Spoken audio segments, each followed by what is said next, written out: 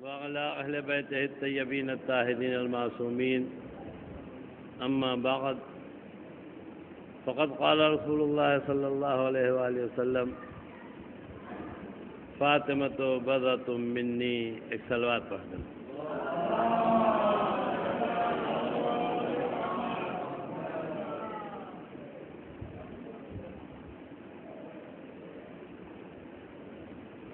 مجمع کی کیفیت اور اس کا مزاج آپ بھی دیکھ رہے ہیں، اور میں اوپر سے بہرحال آپ سے زیادہ دیکھ رہا ہوں. اور میرے پاس صرف اور صرف 30-35 منٹ کا ٹائم ہے، اس لیے کہ جتنی جلدی آپ کو کھانے کی ہے اس سے زیادہ جلدی مجھے جانے کی ہے. لہذا آپ بالکل مطمئن رہیں. وإلا اس طریقے کے ماحول میں جسے بلا لیا جاتا ہے تو لوگ یہ کہتے ہیں کہ اس کا خون ہو گیا، اور میں نے اپنے قتل کی دعوت خود دیا ہے، کسی نے نہیں. اس لیے کہ کوئی صاحب یہ نہ سوچے کہ یہ میرا خون جو ہو رہا ہے کسی ناظم کی خطا ہے. نہیں، اس کی دعوت میں نے ناظم کو خود دیا ہے. لیکن چونکہ میرا پہلا اتفاق ہے اس مجمع کے سامنے، اور جہاں تک میں دیکھ رہا ہوں شاید 2 یا 3 آدمی ایسے ہیں جنہوں نے مجھے شہر الہ آباد میں متعدد بار میری مجلسوں کو سنا ہے، لہذا وہ واقف ہیں کہ میں اپنے مزاج کے اعتبار سے کیا پڑھوں گا. سب سے پہلی بات تو یہ اعتراف کر لیا جائے کہ جو ماہرین نے خطیب اور خطابت کی تعریف کی ہے اس طریقے کا نہ میں خطیب ہوں اور نہ وہ خطابت میں جانتا ہوں. میں ایک مدرسے میں بچوں کو پڑھاتا ہوں اور گفتگو بھی اسی انداز میں کرتا ہوں، اگرچہ فرق صرف اتنا ہوتا ہے کہ جب کلاس میں رہتا ہوں تو ایک بلیک بورڈ بھی ہوتا ہے، ممبر پہ وہ بلیک بورڈ نہیں ہوتا. بس اتنا ہی فرق ہے. وإلا میں اپنے لیے سمجھتا ہوں کہ چاک میرے ہاتھ میں ہے اور مجھے لکھ کے سامنے والے کو سمجھانا ہے. ایک مرتبہ آپ صلوات پڑھ دیں تو 2 باتیں جو مجھے کہنا ہے.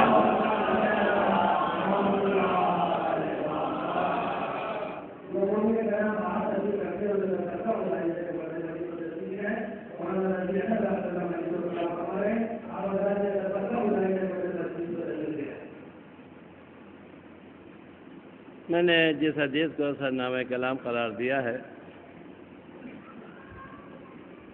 جس میں نبی نے اپنی بیٹی صدیقہ طاہرہ فاطمہ زہرا سلام اللہ علیہا کے لیے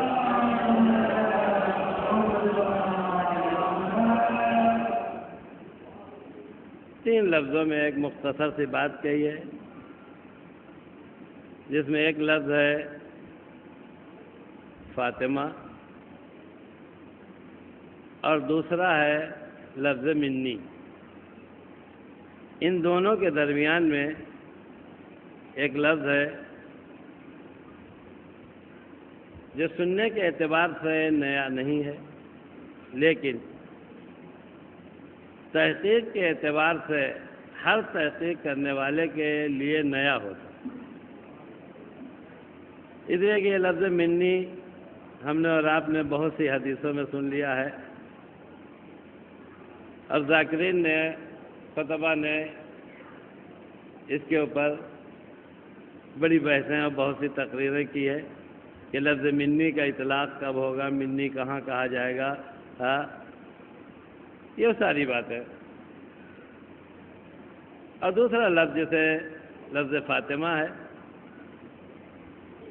یہ نام ہے نبی کی بیٹی کا، اور یہ سب जाना पहचाना लफ्ज़ है। अब उसके बाद एक लफ्ज़ है लफ्ज़ बाज़ार। इस एक लफ्ज़ के सिलसिले में डिक्शनरी वालों ने अपने एतबार से बहुत से अलग अलग लफ्ज़ों में माना लिखे हैं, लेकिन अगर सारे माना को, सारे अल्फाज को जमा कर लिया जाए तो सब का खुलासा एक ही चीज़ निकलता है, जिसको कहा जाए जुज़, हिस्सा। इसीलिए लुग़त की जो फ़ारसी में सबसे बड़ी किताब है लुग़तनामे दहख़ुदा, उसमें जब लफ्ज़ बिज़ा के मानी लिखे तो उन्होंने लिखा पारे अज गोश्त, गोश्त के एक टुकड़े को जो है वो बिज़ा कहा जाए। इसी तरीक़े से अलग कहीं जो है पारे जिगर किसी ने तर्जुमा कर दिया, किसी ने जो हिस्सा तर्जुमा कर दिया। सबको अगर जोड़ लिया जाए तो जोड़ने के बाद एक लफ्ज़ समझ में आता है जो हमारी ज़बान में है, जिसे जुज़ या हिस्सा कहा जाए। और जब लफ्ज़ जुज़ इस्तेमाल होता है, देखिए मैं फिर कहूँगा कि जो गुफ्तगू मैं कर रहा हूँ वो आम रवाज से हट के होगी, लिहाजा आप संजीदगी से थोड़ी देर तक मेरी बात सुने, शायद कोई मैसेज, कोई बात आप तक पहुँच जाए। यह लफ्ज़ जुज़ जब भी इस्तेमाल होगा तो इस लफ्ज़ के साथ एक और लफ्ज़ लगा रहता है, इसलिए कि जुज़ कभी समझा ही नहीं जा सकता जब तक कि इसके साथ वाले लफ्ज़ को न समझ लिया जाए, जिसे कुल कहा जाए। जब तक कि कुल को आप न समझ लेंगे उस वक्त तक जुज़ नहीं समझा जा सकता। या कुछ बच्चे भी बैठे हैं, मैं उनके समझाने के लिए कहूँ कि जब इब्तिदा में हमने स्कूलों में एडमिशन लिया, दाखिला लिया, तो हमें आर्ट पढ़ाया जाने लगा। और आर्ट में जब पहला सबक पढ़ाया जाता है तो वहाँ यह किया जाता है कि एक गोला बनवाया जाता है और उस दायरे को 4 हिस्सों में मरकज से लाइन खींच दी जाती है, 4 हिस्सा बांट दिया जाता है। और उसके बाद किसी को कह दिया जाता है इसको लाल रंग से रंग दीजिए, किसी को पीले से, किसी को हरे से, किसी को नीले से। तो ये जो आपने 4 टुकड़ा एक गोले को बांटा है, तो जब तक ये चारों टुकड़े एक जगह जमा रहें, जब तक ये चारों टुकड़े एक साथ मिले रहें, तो इस पूरे दायरे को कुल कहा जाता है। इस पूरे दायरे को कुल कहा जाता है। अब अगर किसी ने इसमें का एक हिस्सा ले लिया, जिसे कहा जाता है हरा वाला हिस्सा आपने ले लिया, तो हरा वाला हिस्सा जुज़ हुआ। लेकिन जैसे ही हरा वाला हिस्सा जुज़ हुआ, इस जुज़ ने एक दूसरा काम किया कि कुल को भी जुज़ बना दिया। देखिए, ये वो एक इल्मी गुफ्तगू है। इस बात को आप खास करके जिन हजरात का ताल्लुक पढ़ने पढ़ाने से है, मैथमेटिक्स पढ़ाते हैं, वो मेरी इस बात की जो है वो तस्दीक करेंगे। जब तक चारों हिस्से, चारों रंग के टुकड़े मिले हुए थे, लाल, हरा, नीला, पीला, तो इस पूरे मजमूए को कहा जाता है एक कुल दायरा था। और हर दायरे के लिए एक मरकज चाहिए। जब तक मरकज ना होगा दायरा बन नहीं सकता। दायरे के लिए अब इस मरकज से चाहे जितनी लाइनें आप दायरे की तरफ खींचते जाएंगे, जहाँ जहाँ मिलाते जाएंगे वहाँ वहाँ जुज़ बनता जाएगा। जहाँ जहाँ मिलाते जाएंगे वहाँ जुज़ बनता जाएगा। और जुज़ की खासियत यह है कि चाहे बड़ा जुज़ हो चाहे छोटा जुज़ हो, जिसे अलग कर लेंगे कुल कुल नहीं रह जाएगा, जुज़ बन जाएगा। इसलिए हिसाब में अब इस ज़माने में क्या लफ्ज़ इस्तेमाल होता है, तरक्की के ज़माने में। लेकिन पहले जो हमारे बुजुर्ग हैं वो उर्दू के लफ्ज़ याद किए हुए, हिंदी वाला भी मैं बता दूंगा कि पहले ये होता था कि इस दायरे को जब बांटा जाए और एक हिस्सा निकाल लिया जाए तो कहा जाता था 1/4 हिस्सा, 1/4 हिस्सा, और इसे कहा जाता था कसर। अब आज की ज़बान में इसे भिन्न कहा जाता है, 1/4। तो अभी दो, जब 4/4 हो जाएगा तब कुल कहलाएगा। जब 4/4 हो जाएगा तब कुल कहलाएगा। लेकिन अगर 1/4 आपने अलग कर लिया तो 1/4 के अलग होते ही 3/4 कुल नहीं रह जाएगा, जुज़ हो जाएगा। 3/4 کل نہیں رہ جائے گا، جز ہو جائے گا۔ اب یہ الگ سی بات ہے کہ اسے جب ہم اپنی زبان میں کہیں گے تو ان لفظوں میں کہیں گے، یہ چھوٹا حصہ ہے، وہ بڑا حصہ ہے۔ بھائی 3/4 حصہ ہے، کل نہیں ہے۔ 1/4 جو ہے وہ حصہ ہے، کل نہیں ہے۔ دونوں الگ الگ چیزیں ہیں۔ اور ایک دوسری بات اور یاد رکھیے گا، جس طریقے سے کسی کل سے کسی جز کو الگ کر دیا جائے تو جیسے ہی جز الگ ہوگا کل نہیں رہ جائے گا، جز ہو جائے گا۔ اسی طریقے سے اگر اس الگ شدہ جز کی جگہ کے اوپر کسی دوسری جنس کے جز کو لا کر رکھ دیا جائے گا تو یہ پہلے والے 3 حصوں سے کبھی ملے گا نہیں، اپنا الگ ہی رہے گا۔ یہ بات بھی یاد رکھیے گا۔ آپ پوچھیں گے یہ کیا چیز؟ مطلب آپ نے ایک کاغذ کے اوپر دائرہ بنایا اور اس کو کاٹ دیا، ایک حصے کو آپ نے کاٹ دیا۔ جب وہ ایک حصہ کٹ گیا اور آپ نے اسے الگ کر لیا، تھوڑی دیر کے بعد میں نے کہا جو حصہ اس میں سے الگ کیا گیا ہے اس حصے کو لا کے آپ اس میں جوڑ دیجئے تاکہ یہ نہ معلوم ہونے پائے کہ یہ یہاں سے الگ ہوا تھا۔ ایک صاحب نے کہا ٹھیک ہے مولانا، کاغذ کا وہ ٹکڑا آپ اٹھا کے لے کے گئے اور لے جانے کے بعد ایک لکڑی پہ رکھا اور اتنا ہی بڑا کاٹ کے لا کے اس جگہ پہ رکھ دیا۔ اس جگہ پہ سما تو سکتا ہے لیکن ان 3 حصوں جیسا نہیں ہو سکتا۔ اس 3 حصوں جیسا نہیں ہو سکتا ہے۔ جیسا تو تبھی ہوگا کہ یہاں جو پہلے سے تھا، جو الگ کر کے آپ لے کے گئے ہیں، اسے اگر آپ لا کے اسی کو لے آئیں گے۔ میں نے آپ سے پوچھا ایسا کیوں ہوا؟ جب اتنا ہی بڑا لکڑی کا ٹکڑا ہم نے لا کے رکھا تو آپ نے کہا کل نہیں ہوا، لیکن جب اتنا ہی بڑا کاغذ کا ٹکڑا ہم نے لا کے رکھا تو آپ نے کہہ دیا کہ اب اس جز نے آ کے کل کو پورا کر دیا۔ دونوں کی وجہ یہ ہے کہ لکڑی اور کاغذ کی جنس الگ الگ ہے، کاغذ اور کاغذ کی جنس ایک جیسی ہے۔ کاغذ اور کاغذ کی جنس ایک جیسی ہے۔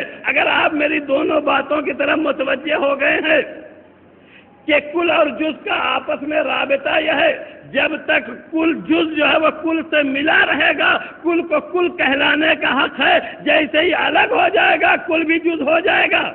دوسری بات کہ کل جو ہے وہ تبھی تک کل رہے گا جب جز جو ہے وہ اسی جنس کا ہو جس جنس کا کل ہو، جس جنس کا کل ہو۔ اگر یہ دونوں باتیں آپ کے ذہن میں ہے تو حدیث کے معنی پہچانیے۔ نبی پکار کے کہہ رہے فاطمہ تو بذت منی، فاطمہ میرا ایک جز ہے، فاطمہ میرا ایک جز ہے۔ اس کا مطلب یہ ہے کہ جسے کل نبوت کو سمجھنا ہے اسے نبی کے ساتھ ساتھ فاطمہ کو لگائے رکھنا ہے۔ جس دن زہرا کو الگ کر دیا ادھر سے کلیت خود بخود ختم ہو جائے گی۔ ایک صلوات پڑھ دے محمد والے محمد پہ۔ جیسے آپ نے الگ کیا اب جو ہے وہ کل نہیں رہ گیا، اس لیے کہ جس کا خاصہ یہی ہے کہ اپنے جس کل سے الگ ہوتا ہے اسے جز بنا کے الگ ہوتا ہے، کل رہنے ہی نہیں دیتا۔ اسی لیے ہم اور آپ کہتے ہیں فاطمہ جز ہے، تو جز کا مطلب یہ نہیں ہے کہ کوئی صاحب یہ سوچے کہ محمد کسی اور ذات کا نام ہے، فاطمہ کسی اور ذات کے بعد ہے۔ جب پروردگار عالم نے انہیں خاکی لباس پہنایا تب ہمیں دکھنے لگا کہ ایک ذات محمد ہے ایک ذات فاطمہ ہے، لیکن جب یہ اپنے حقیقی ذات جو ہے وہ اس میں لباس میں تھے، جو ان کا لباس حقیقی ہے جس میں پروردگار عالم نے جو انہیں خلق کیا تھا، تو کسی میں یہ تمیز نہیں تھی کہ کون سا حصہ محمد ہے، کون سا حصہ زہرا ہے، کون سا حصہ زہرا۔ شاید یہی وجہ ہے جب خاکی لباس الگ الگ آیا تو جبریل بھی پہچان رہے تھے یہ محمد کا حصہ ہے یہ فاطمہ کا حصہ ہے، لیکن جیسے ہی چادر کے نیچے آئے ایک بار پکار کے کہتے یا رب ومن چادر کے ساتھ، چادر کے نیچے کون ہے؟ اس کا مطلب یہ جنس سے جنس مل رہی تھی۔ جب جنس سے مل گئی فرشتے بھی نہ سمجھ پائے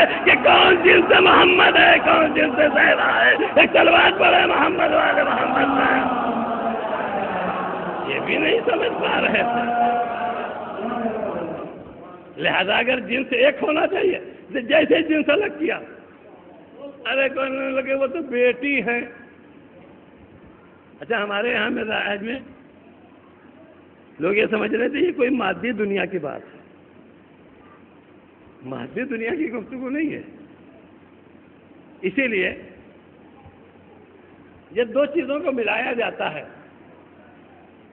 دو چیزوں کو ملایا جاتا ہے، تو ملانے کے ساتھ ایک کمزوری یہ پائی جاتی ہے کہ اگر دو ملنے والی چیزوں کی جنس ایک ہوتی تو اتصال کے بعد انحلال ہو جاتا ہے. یعنی ملنے کے بعد اب یہ نہیں کہا جا سکتا ہے کہ پہلی چیز کون ہے دوسری چیز کون ہے. لیکن اگر دو چیزیں الگ الگ ہیں تو اتصال کے بعد انحلال ہو ہی نہیں سکتا، ادخال ہوگا. اس لفظ کو یاد رکھیے گا. داخل تو ہو سکتی ہے، مل نہیں سکتی. اب ہم آپ کے سامنے ایک مثال دے دیں. اگرچہ میں عادی نہیں پانی مانگنے کے، لیکن میں نے کسی سے کہا تھا ایک گلاس پانی لے آؤ، اور ایک گلاس پانی جیسے وہ لڑکا لے کے آیا، میرے جیب میں ایک پتھر رکھا، میں نے اس پتھر کو پانی میں ڈال دیا. دیکھیے ملا تو دیا لیکن آپ سے پوچھا پتھر کہاں؟ آپ کہیں گے مولانا گلاس میں دکھ رہا. مولانا گلاس میں دکھے، یعنی ایسا ملا ہے کہ پانی کے اندر داخل ہو چکا ہے تب بھی الگ ہے. ایسا ملا ہے کہ پانی کے اندر داخل ہے تب بھی الگ ہے. ایک مرتبہ یہ ہوا کہ میں نے کہا ذرا آدھا گلاس پانی لائیے. آدھا گلاس پانی آپ لے کے آئے، وہیں دوسرا گلاس رکھا تھا، آدھا میں نے اس میں اور ڈال دیا. آدھا اس میں میں نے اور ڈال دیا، اور جیسے آدھا اس میں نے اور ڈالا تو اب آدھا پانی ڈالنے کے بعد اب میں نے کہا حضور آپ یہ بتا دیجیے آپ والا کون ہے، ہمارا والا کون ہے؟ آپ یہ بتا دیجیے کہ آپ والا کون ہے، ہمارا والا کون ہے. چلیں مولانا آپ کیسی بات کر رہے ہیں، میں کیسے بتا دوں آپ والا کون ہے؟ ہم نے کہا ابھی تو آپ نے بتا دیا تھا پانی آپ کا تھا پتھر ہمارا تھا. ابھی آپ نے بتا دیا پانی آپ کا پتھر ہمارا، پانی آپ کا پتھر ہمارا. اور اب کیوں نہیں بتا پا رہے ہیں؟ تو کہا مولانا آپ تو ایسی بات کر رہے ہیں، دونوں میں فرق یہ ہے پانی اور پتھر کی جنس الگ الگ ہے. پانی اور پتھر کی جنس الگ ہے. جتنا بھی ملانا چاہو، کتنا بھی ملانا چاہو، پانی پانی رہے گا، پتھر پتھر رہے گا، لیکن پانی پانی کی جنس ایک ہے. اگر ملا دو گے تو ایسا ملے گا کہ نہ یہ سمجھ میں آئے گا کون تمہارا ہے کون ہمارا ہے. کون ہمارا ہے؟ شعراء کی زبان میں ایک لفظ استعمال ہوتا ہے، شعراء کی زبان میں ایک لفظ استعمال ہو رہا ہے. وہ لفظ کیا ہے؟ جب ہم نے پروردگار عالم کے بارے میں پڑھا تو ایک لفظ ہمیں ملا، خدا ہے واجب الوجود. خدا ہے واجب الوجود. اور خدا کے بعد جب جتنے ملے، خدا کے بعد جب جتنے ملے سب کے لیے پڑھا کہ سب ہیں ممکن الوجود. سب کے سب ہیں ممکن الوجود. یہی تو دو لفظ ہے. ہم نے کہا ہمارا خدا کیسا ہے؟ کہا واجب الوجود. ہم کیا ہیں؟ کہا ممکن الوجود. اب اگر بندہ اپنے خدا سے ملنا چاہے، بندہ اپنے خدا سے ملنا چاہے جتنا قریب رہے، جب بھی الگ کرنا چاہتے ہیں الگ کر سکتے ہیں. جب بھی الگ کرنا چاہتے ہیں الگ کر سکتے. کیوں؟ اس لیے کہ ہماری جنس ہے ممکن، خدا کی جنس ہے واجب. واجب اور ممکن میں اتصال نہیں ہو سکتا، واجب اور ممکن میں اتصال نہیں ہو سکتا. لیکن جب اسی بات کو ہم سے نکل کے اور شعراء نے معصومین کی بارگاہ میں لفظ استعمال کیا، معصومین کی بارگاہ میں لفظ استعمال کیا، تو شعراء نے کہا واجب سے مل رہی ہیں ممکن کی سرحدیں. واجب سے مل رہی ہے ممکن کی سرحدیں. میں آپ سے پوچھنا چاہتا ہوں اگر اس واجب کی سے یہ ممکن مل جائے گا، اگر واجب سے ہمارا والا ممکن ملے گا تب تو اس بات کا امکان پایا جاتا ہے کہ واجب الگ رہے ممکن الگ رہے. لیکن اگر اس واجب سے یہ ممکن مل جائے گا جسے اہل بیت کہا جاتا ہے تو اتصال ملنے والا نہیں ہوگا، پھر الگ کرنا مشکل ہو جائے گا، الگ کرنا مشکل ہو جائے گا. شاید یہی وجہ ہے کہ جب آپ اس ممکن کو واجب سے ملائیں تو چاہے جتنا قریب لے آئے، قربت کے بعد ایک فاصلہ رکھنا پڑے گا. قربت کے بعد ایک فاصلہ رکھنا پڑے گا. اور اگر آپ فاصلہ نہیں رکھتے تو خاک اور جو ہے وہ نور تو جو ہے الگ ہو سکتا ہے، لیکن جب نور نور سے متصل ہوگا تو کبھی الگ نہیں ہو سکتا، کبھی الگ نہیں ہو سکتا. شاید یہی وجہ ہے کہ جب پروردگار عالم نے اپنے محمد کو، اپنے نبی کو معراج کی شب اپنی بارگاہ میں بلایا، اپنی بارگاہ میں بلایا اور بلانے کے بعد کہنے لگا محمد اور قریب آؤ، محمد اور قریب آؤ، محمد اور قریب آؤ. میں کہوں گا بارے رہا جب اپنے بندے کو بلا رہا ہے تو اتنا بلا لے کے ملا دے. اتنا بلا لے کے ملا دے، لیکن قدرت نے آواز دی کہ اتنے قریب تو ہو سکتے ہو کہ اس سے زیادہ قرب سوچا نہیں جا سکتا، لیکن اتنے قریب نہیں ہو سکتے کہ مل جاؤ، اتنے قریب نہیں ہو سکتے کہ مل جاؤ۔ میں نے کہا خدایا ایسا کیوں ہے؟ کہا نادان تجھے نہیں معلوم، تجھے تو خاک سے پیدا کیا ہے، انہیں اپنے نور سے پیدا کیا ہے، انہیں اپنے نور سے پیدا کیا۔ اگر یہ مل جائیں گے تو انہیں لال پیدا ہو جائے گا، پھر الگ کرنا ممکن نہ ہوگا، لہذا یہ قریب تو ہو سکتے ہیں، مل نہیں سکتے ہیں۔ ایک صلوات پڑھ دے محمد والے محمد سے، یہ قریب تو ہو سکتے ہیں۔ اسی لیے کہا جاتا ہے یہ جہاں واجب سے ممکن مل رہا ہے، لیکن ہم لوگوں نے تو قریب بھی نہیں ہو پاتا، ملنے کی بات تو بہت دور کی ہے، لیکن وہ ممکن جو مل رہا ہے۔ اچھا، سب سے بڑا مسئلہ یہ ہے کہ شعراء کرام یا علماء جو تقریر کرتے ہیں یہ سب کے ساتھ جاہل تو ہوتے نہیں، انہوں نے اپنی فکر کو دوڑا کے دیکھا، تو دیکھنے کے بعد یہ بات کہی، اپنی طرف سے تو کہیں نہیں۔ اس کی وجہ جانتے کیا ہے؟ اس کی وجہ یہ ہے کہ یہ وہ بندے ہیں کہ یہ اپنے خدا سے اتنا زیادہ قریب ہیں، اتنا زیادہ قریب ہیں، اور قربت اتنی زیادہ بڑھ چکی ہے کہ ہم جیسا کہ جب ناقص نگاہیں دیکھتی ہیں تو اس قربت کو اتصال سمجھتے ہیں، ہم جیسے کہ ناقص نگاہیں جب دیکھتی ہیں تو اسے اتصال سمجھتی ہیں۔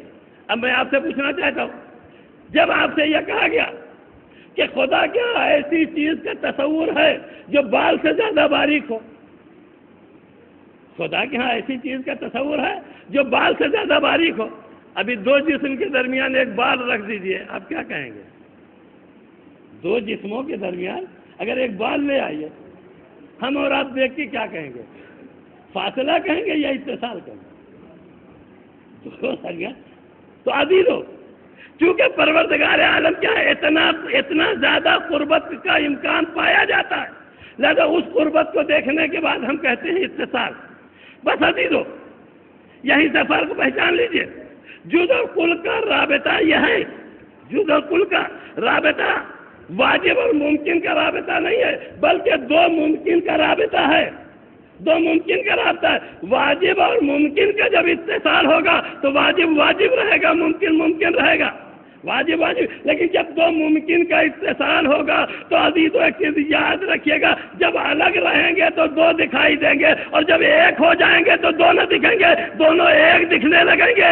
شاید یہی وجہ ہے پہلے دن پروردگار عالم نے ایک نور کو پیدا کیا، اسی نور کے دو ٹکڑے کر دیا تو محمد علی ہو گئے، تیسرا حصہ بنایا تو فاطمہ ہو گئی، چوتھا حصہ بنایا تو حسن ہو گئے، پانچواں حصہ کیا تو حسین ہو گئے۔ یہ وہی اجزاء ممکن ہے جو خدا الگ کرتا گیا، اجزاء بنتے گئے۔ ایک صلوات پڑھ دے محمد والے محمد۔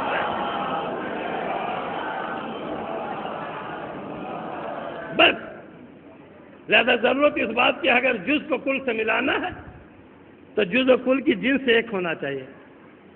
جتنے کمالات جز میں پائے جاتے ہیں اتنے کمالات کل میں ہونا چاہیے، اور جتنے کمالات کل میں پائے جاتے ہیں اتنے جز میں پائے جاتے ہیں۔ عزیزو، اب یہ بات جو ہے وہ خاص کر کے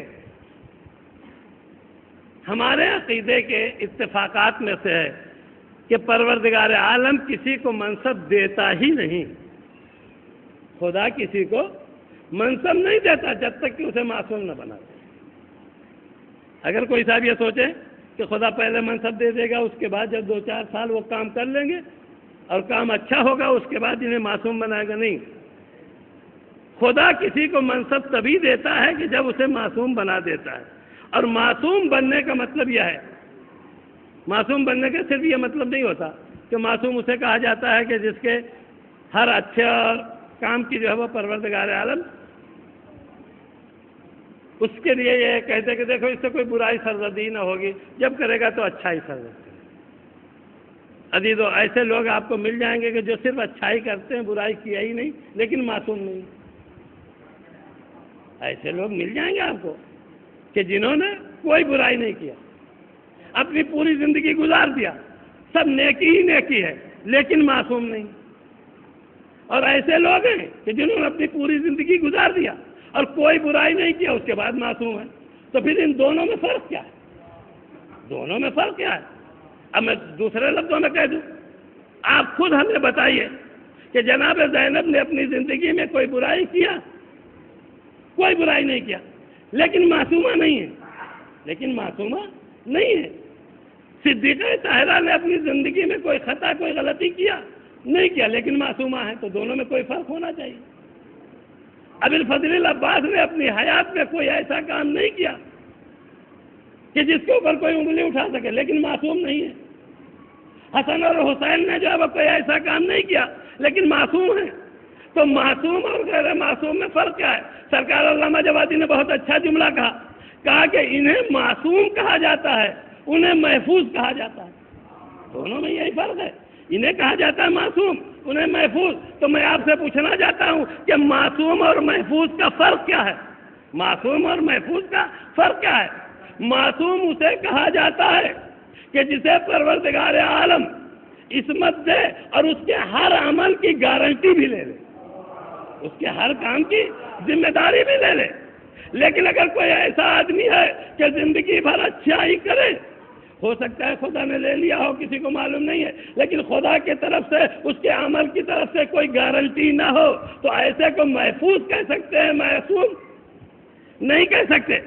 تو اب اگر یہ ہے کہ ہر صاحب منصب کو معصوم ہونا چاہیے، تو میں آپ سے پوچھنا چاہتا ہوں کہ نبی تو معصوم تھے، بقیہ 12 ائمہ تو معصوم تھے، تو پھر ہے ان کے پاس منصب ہے، فاطمہ کو معصومہ کیوں بنایا گیا؟ فاطمہ کو معصومہ کیوں بنایا گیا؟ کوئی تو وجہ ہونا چاہیے. اس جگہ کوئی صاحب کھڑے ہو کے گئے نبی کو اس لیے معصوم بنایا گیا کہ ان کے پاس منصب نبوت، علی کو اس لیے معصوم بنایا گیا اس لیے کہ ان کے پاس منصب امامت، بقیہ ائمہ کو اس لیے معصوم بنایا گیا ان کے پاس منصب امامت. تو پھر اگر منصب دلیل ہے معصوم ہونے کی، تو پھر فاطمہ کے پاس منصب کیا تھا؟ فاطمہ کے پاس کون سا منصب تھا؟ اور ایک چیز اور یاد رکھیے گا، یہ بھی حسن اتفاق ہے کہ جس دلیل کی بنیاد پہ نبی کو معصوم کہا جاتا ہے، اسی دلیل کی بنیاد پہ فاطمہ کو بھی معصومہ کہا جاتا ہے. کوئی الگ سے دلیل نہیں ہے. اس لیے اگر آپ سے پوچھا جائے عصمت نبی پہ سب سے زیادہ واضح دلیل کون ہے، آپ فوراً آیت تطہیر کو پیش کرتے ہیں. آیت تطہیر سے زیادہ محکم کوئی دلیل ہے؟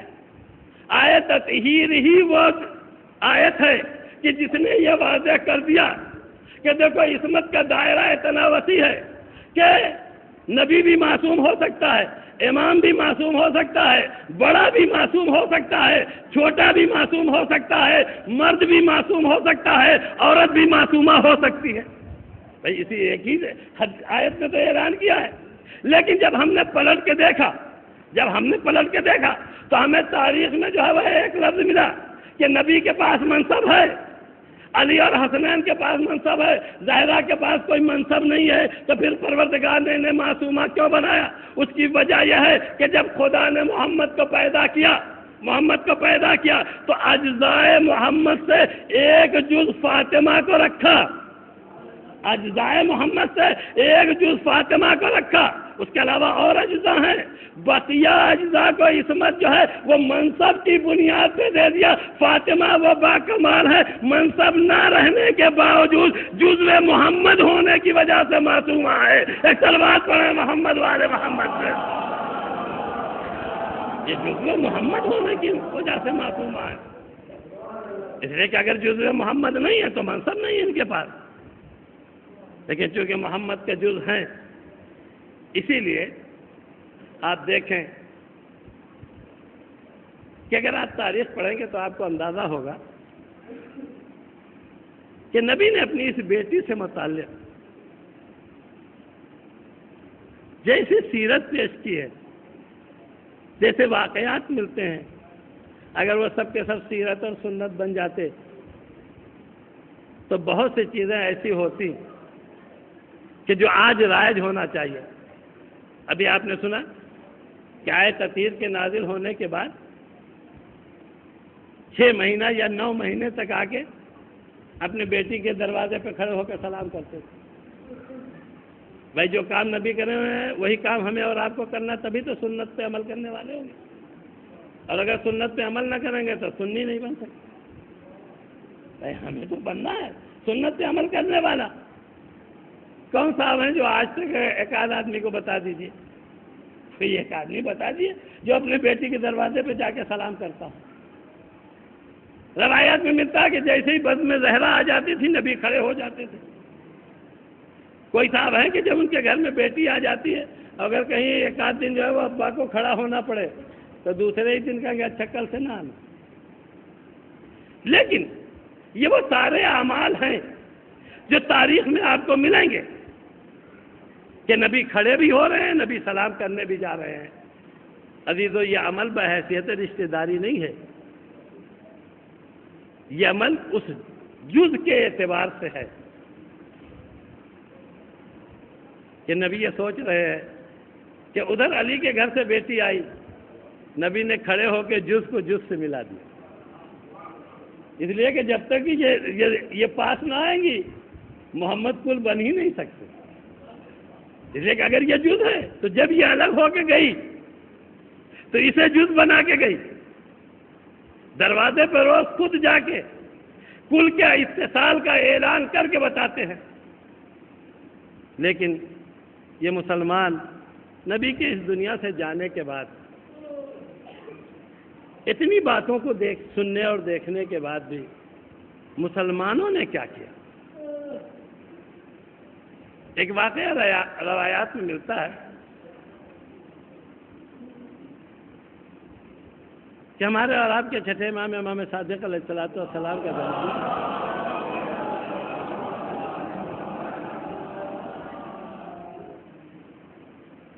کہ امام کی ایک چاہنے والی اپنے گھر سے کسی کام سے نکلی. بہرحال حکومت جو ہے وہ ظالمین کی ہے, دشمن اہل بیت کی ہے. اپنے گھر سے نکلی, کچھ دور آگے بڑھے کہ ایک مرتبہ ٹھوکر لگی. جب ٹھوکر لگی تو فوراً گر جاتی ہے, لیکن جیسے ہی گری ویسے اٹھتے ساتھ پکار کے کہتی ہے یا فاطمۃ الزہرا ادرکنی, اے فاطمہ زہرا میری مدد کے لیے آئی. واقعہ میں لکھا کہ جیسے اس نے پکارا یا فاطمۃ الزہرا ادرکنی, پاس میں کوئی دشمن اہل بیت کھڑا تھا. اس نے جیسے سنا کہ یہ گرنے والی جو ہے وہ فاطمہ کو پکار رہی ہے, جا کے حاکم کو بتایا. کہا کہ ارے آپ تو تلاش کر رہے ہیں علی اور فاطمہ کے چاہنے والوں کو. ابھی ہم نے ایک عورت کو دیکھا جیسے وہ گری ویسے پکار کے کہتے یا فاطمۃ الزہرا ادرکنی, اے فاطمہ زہرا میری مدد کیجیے. تو اس نے حکم دیا کہ اسے پکڑ کے قید خانے میں ڈال دیا گیا اور اسے اسیر کر کے قید خانے میں ڈال دیا گیا. یہ واقعہ جب ہمارے اور آپ کے چھٹے امام کے سامنے پہنچا تو جو بیان کرنے والا تھا اس نے کہا کہ مولا یہ آپ کے چاہنے والی تھی, آپ اس کے لیے دعا کیجئے کہ پروردگار اسے قید سے رہائی دے دے. امام نے دعا کیا. روایت کا فقرہ ہے کہ معصوم کے کلمات رد نہیں ہوتے. امام نے دعا کیا اور اسے زندان سے رہائی مل گئی. جب وہ زندان سے آزاد ہوئی تو لوگوں نے اسے بتایا کہ تو جانتی ہے کہ تجھے قید سے اتنی جلدی رہائی کیوں مل گئی؟ تو اس نے کہا مجھے نہیں معلوم کہ مجھے کیوں پکڑ کے لے کے گئے اور کیوں اتنی جلدی چھوڑ دیا. تو کہا تجھے یہ لوگ پکڑ کے لے کے گئے اور جب یہ اطلاع نبی زادے کو ہوئی تو نبی زادے نے تیرے لیے دعا کیا اور پروردگار عالم نے ان کی دعا قبول کر لیا اور تجھے آزادی مل گئی. تو وہ زندان سے سیدھے امام کے گھر پہنچی اور جانے کے بعد امام سے کہا مولا آپ کا بہت بہت کرم ہے, آپ کا شکریہ ہے کہ آپ نے میرے لیے دعا کیا. لیکن اس کے بعد مولا نے اس سے پوچھا کہ مومنہ یہ بتا دے کہ ہمارے شیعوں کا, ہمارے چاہنے والوں کا طریقہ یہ ہے کہ جب وہ ٹھوکر کھا کے گرتے ہیں تو ہر گرنے والا سب سے پہلے ہمارے جد کو پکارتا. بھائی اگر ابھی کسی کو آپ خود نہیں, اگر کسی کو آپ گرتے ہوئے دیکھیں تو فوراً آپ کہتے ہیں یا علی مدد.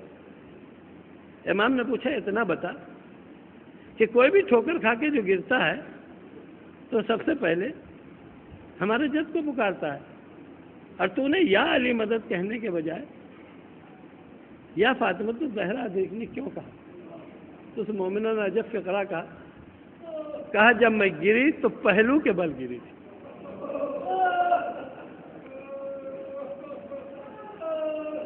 اور جب گری تو ایک پتھر جو ہے وہ میرے پہلو پہ لگا، جس کی وجہ سے چوٹ میری پسلیوں پہ پہنچی اور اتنی تکلیف ہوئی کہ میں تڑپ گئی۔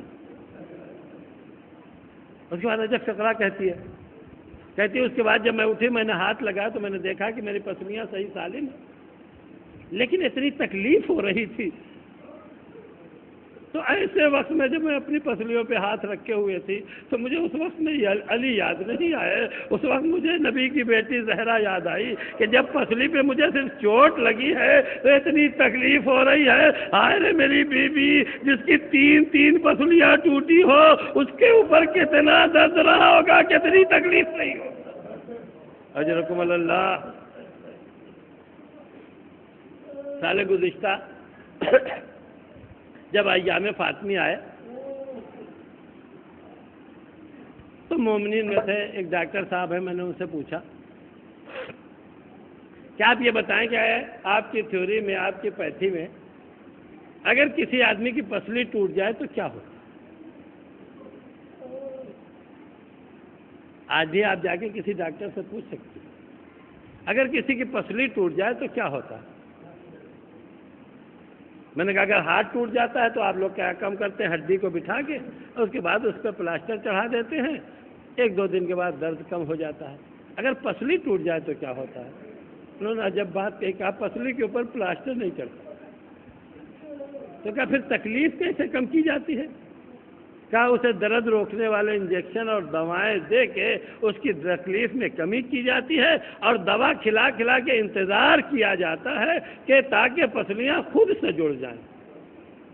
عزیزو، ان باتوں کو آپ ذہن میں رکھیے کہ پسلی کا علاج ہے وہ پلاسٹر چڑھا کے تکلیف کو روک دینا نہیں ہے، بلکہ اس کا علاج یہ ہے کہ دوائیں کھلا کے اور یہ انتظار کیا جائے کہ پسلیاں جو ہے وہ جڑ جائے۔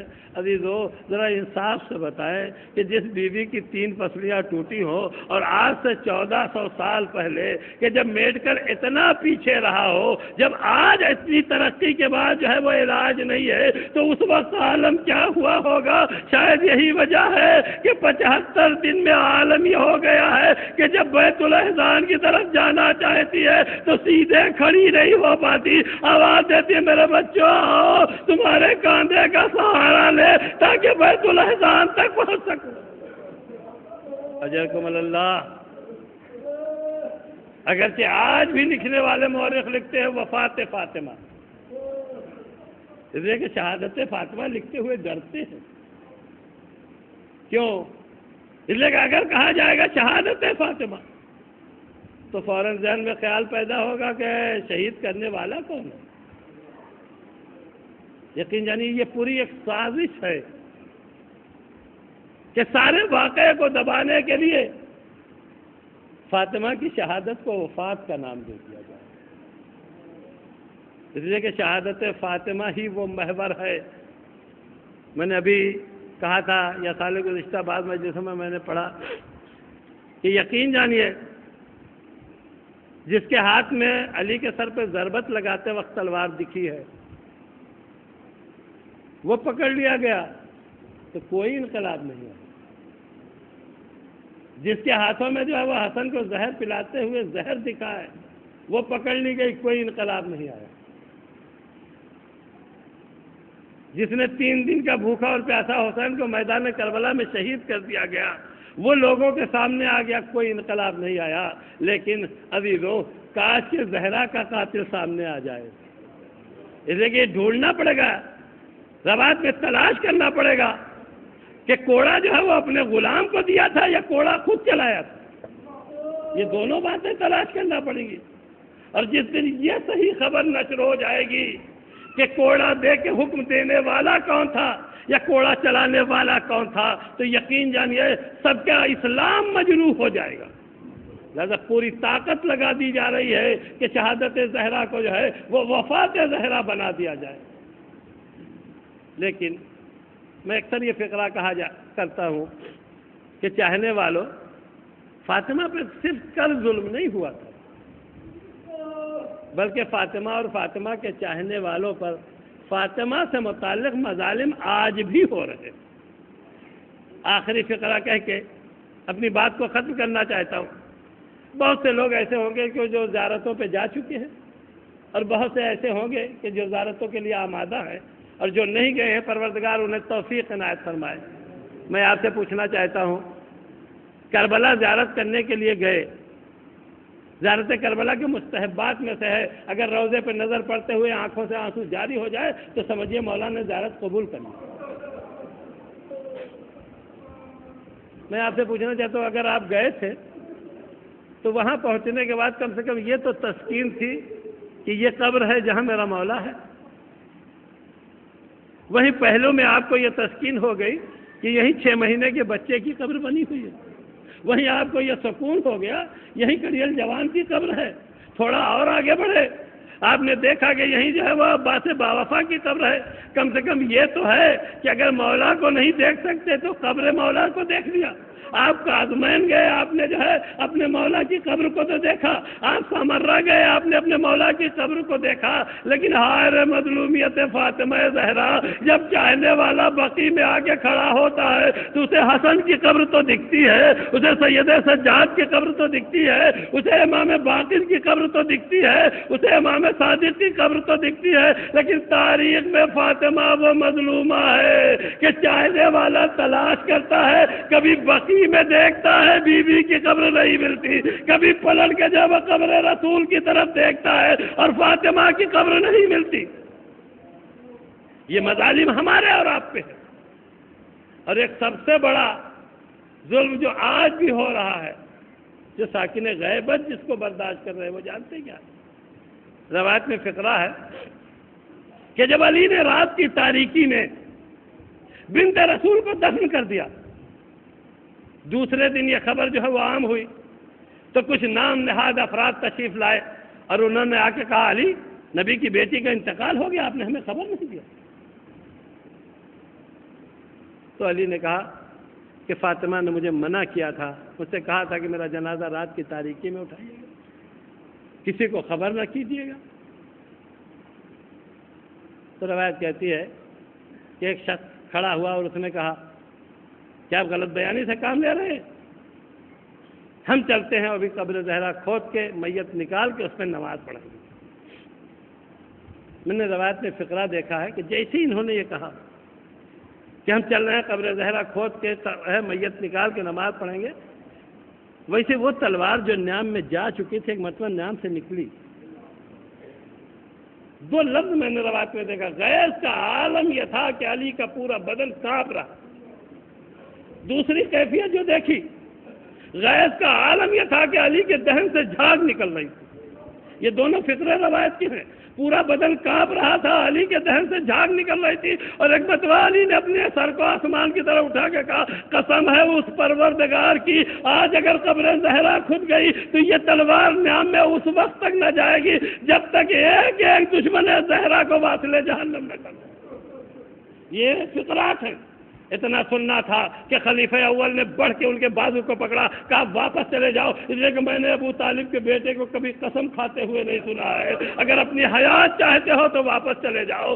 میں نے لفظوں کو دیکھا، فوراً اپنے گھروں کو واپس چلے گئے، قبر فاطمہ کھدنے سے بچ گئی۔ میں علی کے سامنے ہاتھوں کو جوڑ کے کہہ رہا ہوں کہ مولا کل آپ کے ہاتھوں میں ذوالفقار تھی، فاطمہ کی قبر کھدنے سے بچ گئی، لیکن ہائے رے ساکنے غیبت، مصلحت کے ہاتھوں اتنا پابند ہے کہ جدہ کی قبر مسمار ہو گئی ہے اور پردے میں یہ منظر دیکھ رہے ہیں، اس انتظار میں ہے کہ مصلحت کا پردہ ہٹے، میں اپنی جدہ کی قبر کا نشان چاہنے والوں تک پہنچا دوں۔ انا للہ و انا الیہ راجعون۔ رضا بقضائہ و تسلیما لامرہ، الہی بحق الزہرا و ابیہا و بعلہا و بنیہا۔ بارہ محمد والے محمد کے ذخیل میں ہمارے اس مختصر سے عمل کو قبول فرما، ہر مومن و مومنات کے دلی مقاصد کو اللہ جو ہمارے درمیان سے اٹھ کے انہیں جوار معصومین میں جگہ، جو لوگ مقروض ہیں ان کے قرض کی ادائیگی کے ساتھ، علماء اعلام کا سایہ ہمارے سروں پہ جائے، جہاں جہاں بھی شیان حیدر کردار ہیں ان کے جان مال عزت و آبرو کی حفاظت فرما، پرچم اسلام کو سر بلند عنایت فرما، پرچم کفر و نفاق کو سرنگوں فرما، امام زمانہ کے ظہور میں تاجیل فرما، ہم سب کو امام کے اعوان و انصار میں قرار دے۔ وآخر دعوانا الحمدللہ۔